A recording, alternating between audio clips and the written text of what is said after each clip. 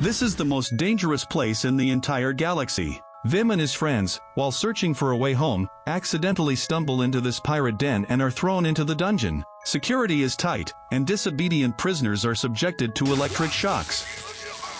A mysterious prisoner named Jod, who seems to be a Jedi, helps Vim and his group secretly escape from the dungeon. They evade patrolling robots and successfully reach the surface. The pirates don't notice the escaped prisoners blending into the crowd. They board a ferry, surprised at how smoothly their escape is going. Back on their ship, Fern insists on rescuing the robot SM-33, and the others agree. Reluctantly, Jod sneaks back into Borgoport. Oh, and don't forget about the rat that lives in his eye hole. He infiltrates a warehouse, searching for SM-33 among piles of scrap metal. Suddenly, a voice comes from behind him. Captain Silver, is that you? It turns out Jod is actually the once famous pirate Captain Silvo. He tells his old subordinate that he's obtained clues about the planet Etatin and will soon find the long-sought treasure. While Vim and Fern argue about whether Jod is really a Jedi, he's being chased by pirates.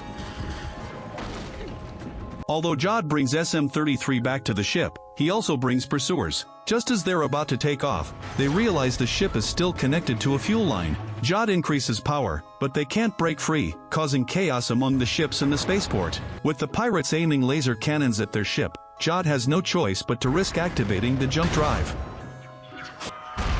The fuel line snaps back, causing massive damage to Borgoport and enraging leader Brutus. Put a bounty on his head! I want him groveling at my feet! Once safe, Vim awakens SM-33 and introduces Jod, describing him as a Jedi who rescued everyone on the ship and promised to help them return to their home planet, Etatin. He even mentions Jod's excellent cooking skills. However, SM-33 remains suspicious of Jod, sensing ulterior motives. To find Etatin's coordinates, Jod plans to visit an old friend, an astronomy expert. Strangely, instead of going directly to their destination, Jod lands the ship in a remote area and leads the children on foot. It seems his relationship with this friend isn't great. They soon arrive at a building resembling an observatory. Jod knocks, and an eye-like probe emerges. Crimson Jack, you're looking well. Vim grows increasingly curious about Jod's identity, thinking the name Crimson Jack sounds cool. When they mention going to Etatin, the observatory manager Kim excitedly unfolds an old Republic map. It's revealed that a great war long ago destroyed many wondrous planets, but Etatin was hidden away. Kim, also interested in this planet, agrees to help.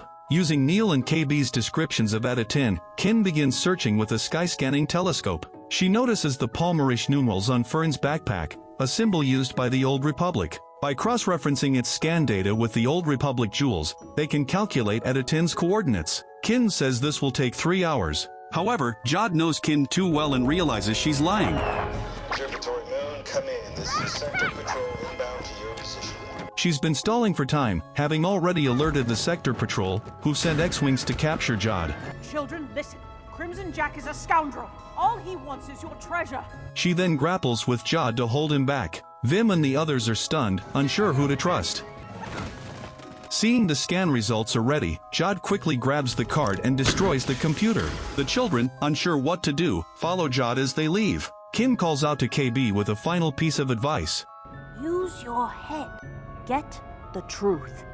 And if you ever need help, you can call me. Before boarding the ship, Fern and KB demand Jod explain everything. Jod still refuses to tell the truth but promises to help them get home. KB insists that from now on, Jod must follow their orders or he won't be allowed on the ship. Facing SM-33's flamethrower and the approaching X-Wings, Jod has no choice but to comply. Deal. They quickly return to the cockpit and launch the ship, but the X-Wings catch up and attack fiercely. The jump drive can only be activated in sunlight, so Jod decides to head to the other side of this satellite. He instructs Neil to pilot while KB sets the coordinates. The ship lurches forward. Jod presses a button on the wall, and a console descends in front of Fern. Come on, Captain. Immediately afterwards, Vim couldn't wait to sit on another console. They've entered the laser cannon control room. Vim and Fern excitedly begin returning fire at the X-Wings. Soon, the ship enters sunlight. Jod decisively pushes the control stick, causing the ship to climb rapidly, and activates the jump drive when all conditions are met.